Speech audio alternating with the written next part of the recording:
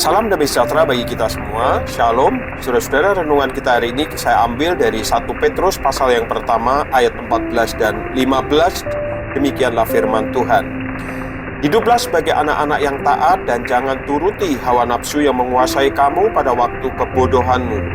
Tetapi hendaklah kamu menjadi kudus di dalam seluruh hidupmu, sama seperti Dia yang kudus yang telah memanggil kamu.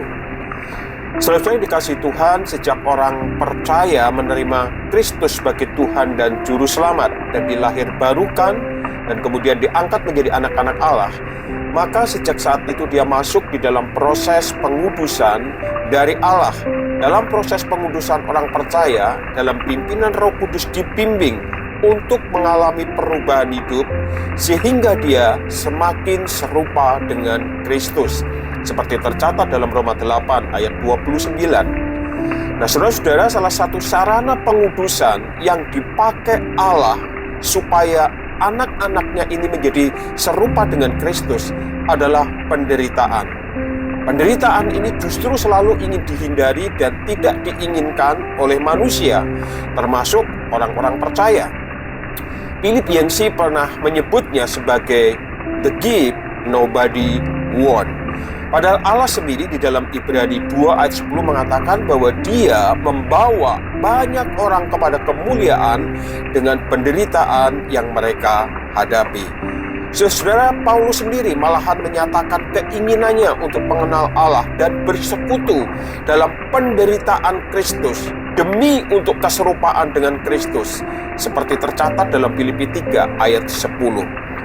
Nah, saudara-saudara, anugerah yang tidak diinginkan ini ternyata adalah anugerah yang paling efektif dalam kehidupan orang percaya untuk menjadi serupa dengan Allah. Saudara-saudara, melalui penderitaan yang sedang kita alami, Allah memanggil kita untuk menjadi kudus di dalam seluruh hidup kita. Apapun itu bentuk kesulitan, penderitaan yang sedang kita hadapi hari ini. Menjadi kudus maksudnya menjadi berbeda dari sekitarnya. Artinya, orang Kristen dan non-Kristen ketika sama-sama menderita, dari luar mungkin boleh kelihatan menghadapi kesulitan karena penderitaan itu. Tetapi di dalam hidup orang-orang yang sudah percaya kepada Tuhan, yang keluar dari karakternya itu sekali lagi berbeda. Cara menyikapi penderitaan itu berbeda.